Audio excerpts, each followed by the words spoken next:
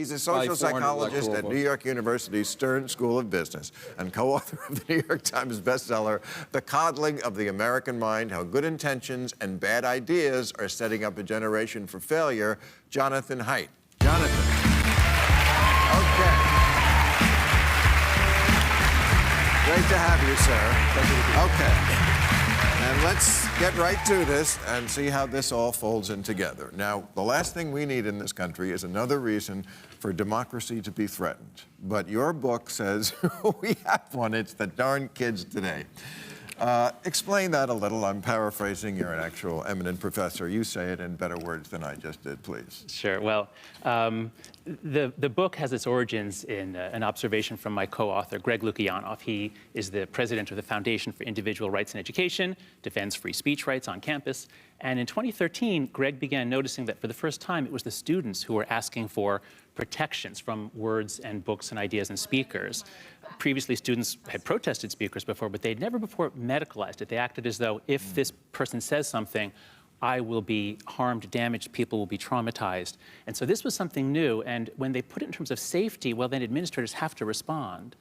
So this came in around 2013, 2014, and it brought with it a whole package of innovations, you might say, microaggression training, safe spaces, trigger warnings. All this stuff appears from out of nowhere around 2013, 2014. That's something I did not realize until I was reading your book. I thought it went back further because I've been talking about the fragile stuff for a long time, but I didn't realize that this is a new generation. The millennials stop at 1995. 1994, that's right. Okay, so now we're into the iGen, you call them, or Generation Z? Right, same thing, that's right. And they're even more fragile. Yeah.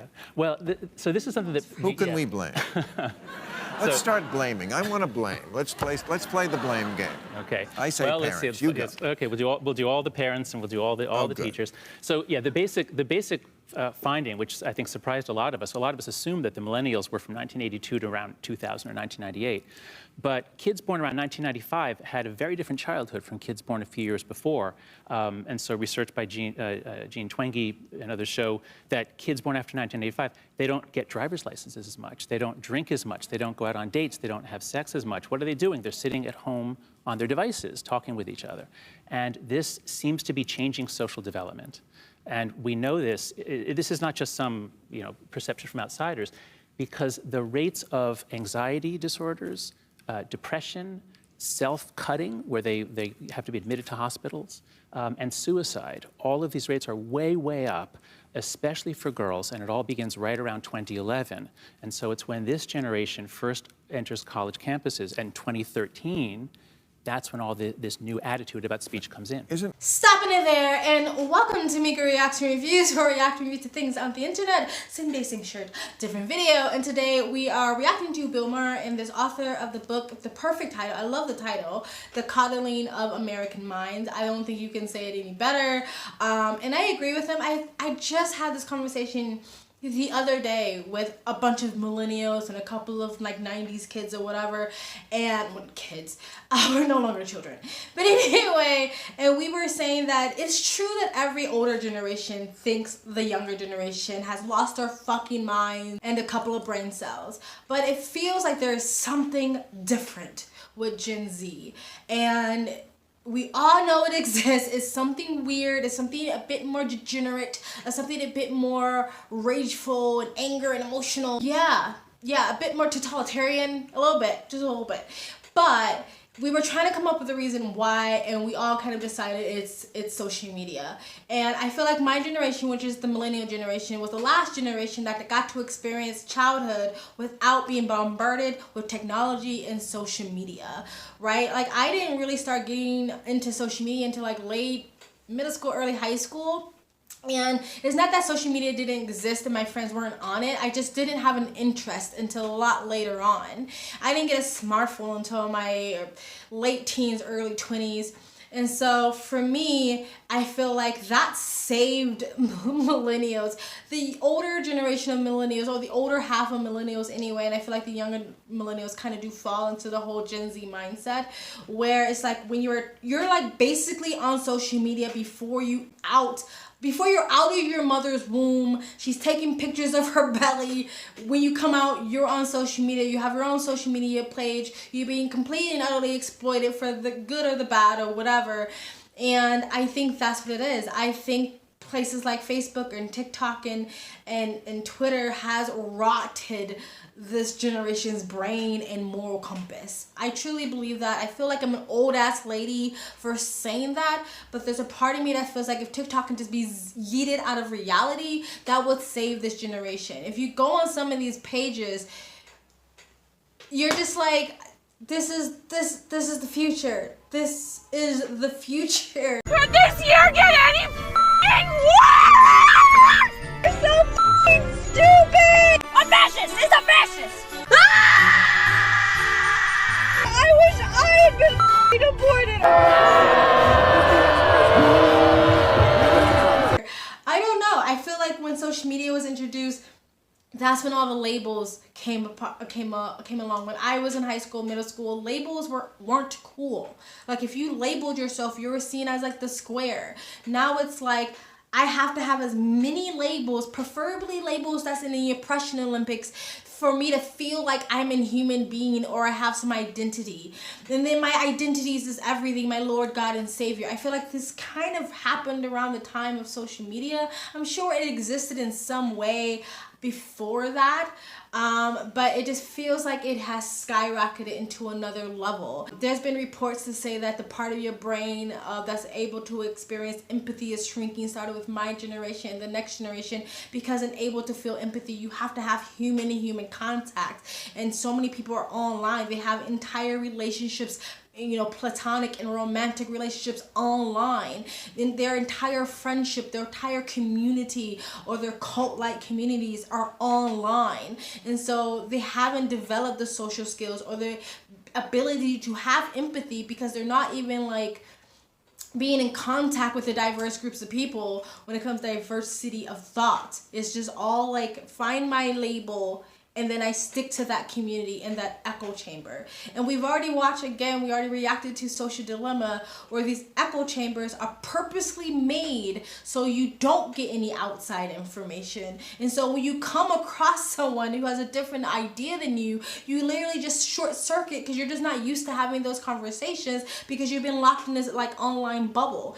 Anyway, I'm talking too much. We're gonna get back into Bill Burr. All right. Here we go.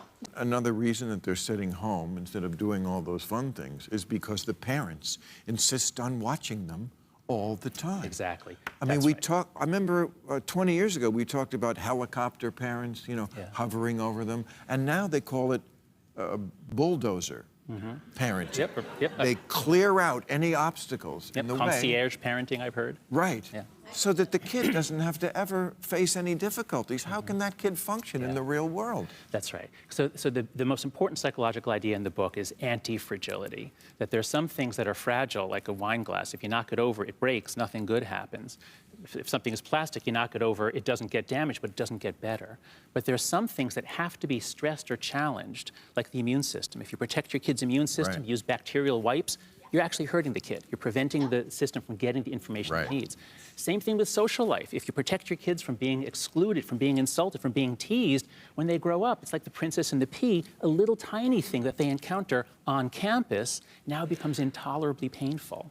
But it's not all over the country, really, is it? I mean, this is something, when they talk about elites, this is who we're talking about, I think, a little more than the heartland. Well, the kids who are, fuck you, mom.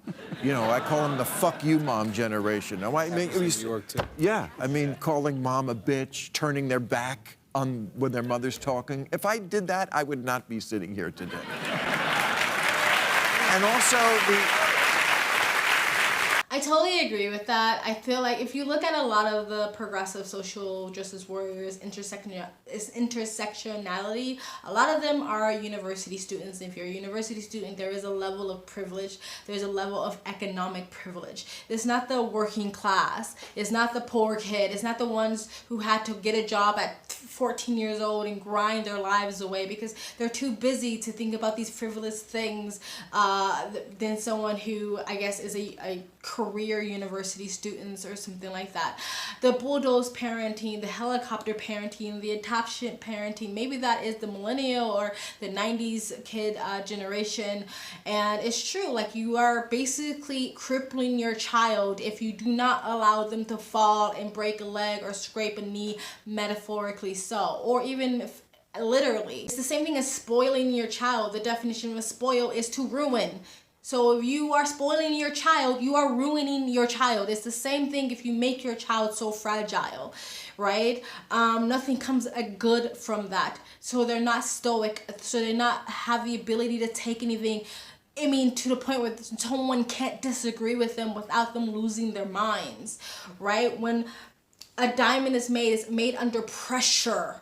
It's made under pressure, toughness, and going through something and being pressed on. That is how, I'm not saying it has to go to the extremes of you like fucking running your house like a drill sergeant. There should be a balance. There should always be a balance. But you have to let your kids fall. You have to let them make mistakes. You have to let them figure out their friends' social groups. You know, if they're being bullied at school, if it's not too extreme, let them figure it out so they can learn how to get through life properly. With all the bullshit that I've gone through life, I definitely don't think people need to have the childhood I had to be a well-rounded human being. But I will tell you, because I had such a rough and abusive, violent childhood, that it takes a lot to ruffle my fucking feathers, right? It takes a whole lot. There's petty shit that I see people freaking out over all the time. And I'm like, really? That's what's making you freak out? That's what's giving you anxiety? So, I mean, I know we're all individuals and I get it, but I totally agree with everything that they're saying. Okay, talking too much, we're gonna get back into the video. The constant negotiating with the kids, hey buddy, Yeah. ready to go? Yeah, that's right. That's right. Kids need structure and authority, and when parents try too hard to be their friends. Yeah. But on the point about whether this is everywhere, so this is such a new trend. We only began to notice these things in the last couple of years. But what seems to be the case is that the anxiety and depression, the fragility, the mental illness, that's across the country, across social classes, across races. And that's why social media use is beginning early, beginning in middle school. That seems to be the most likely culprit of several culprits. So that's all over the country. But the shout downs, the screaming at professors, we've mapped that out. That is almost only in the Northeast and just the coastal strip of the West Coast, and a little bit in Chicago. But that's what gets the headlines, and that's what dominates media. See, it's the kid who's screaming at the professor, who then gets a job at the Huffington Post. That's right. And provides fodder for right-wing media to say, look how terrible. And the problem with liberals in general is that they let those kids who are at the Huffington Post or whatever writing their insane woke shit, Hear, hear. they let them control the debate, just like the parents let the kid control when we're leaving. Yeah. We've let the kids take over. That's like job one you don't do in civilizations. No, that's right. You respect the elders. That's like every civilization before this one, because they might be wiser. But I agree. Respecting your elders is throughout the world, throughout cultures, from traveling through South and Southeast Asia. Elder respect is still very, very prominent and very much of a big thing, and completely lost it in a lot of places in the West. I'm not surprised when they mentioned where, children yelling at the professors is the most prevalent. You see, they didn't mention the Midwest. They didn't mention the Midwest. They mentioned the places that's obviously the progressive places, the progressive states. You know what I mean? No one corrected the kid from yelling back at their parents, and no one corrected the kid from yelling back at the professors, so they become adults and think they could just yell back at their employees and demand things. So these long lists of demands, or what I want as an employee. I'm not saying that you can't negotiate your employment, but it becomes to the point where it's like, I demand a safe space in a nap room because I need a mental health break day, and just all this other bullshit. But anyway, let's get back into it. To connect it to this point of why we lose, I think that's relevant. I think people in this country don't anymore pay attention to policy so much. It's more this personal stuff. It's anecdotal. I don't know about global warming or what causes a recession. But I saw that mother at the soccer game or in the supermarket, and her 5-year-old was screaming at her, and she was apologizing to the 5-year-old. I'm not going to let those people take over the country. And I think that's the level it works on. And to give Donald Trump his due, I think he understands that because he's a guy who thinks that global warming is a Chinese hoax, but he knows how to attach derogatory nicknames to people, and that's a lot of his success in politics. Yes. The sanitization of these social media sites, you have a kid puts beautiful pictures of themselves on the site, and then another kid looks at it and feels that their life is less than that beautiful sanitization. Is that affecting them as well and creating a lot of this anxiety? Absolutely, and that's probably the main reason why it's affecting the girls so much more than the boys. Because if you imagine, all of the kids in America around 2007 to 2009, and you suddenly just drop millions and millions of iPhones all over the country, and kids pick them up, what are the boys going to do? Oh, video games. And it turns out, actually, video games aren't that harmful. Especially, and porn. Well, no, really. And that's not a joke. Yeah, motorboating. That is, yeah. Oh, Doc. But wait, but just to finish up here, so the boys are mostly doing video games, which aren't so bad. Even if they're running around imaginary worlds killing people, as my son does with his friends, it's really cooperative, there's teamwork, they're talking. But what the girls are doing... What the girls are doing is putting something out and then waiting anxiously while people comment on it. Right. And so it's the social comparison, it's the fear of missing out. Also, girls' bullying is relational, boys' bullying is physical, so social media doesn't really affect it.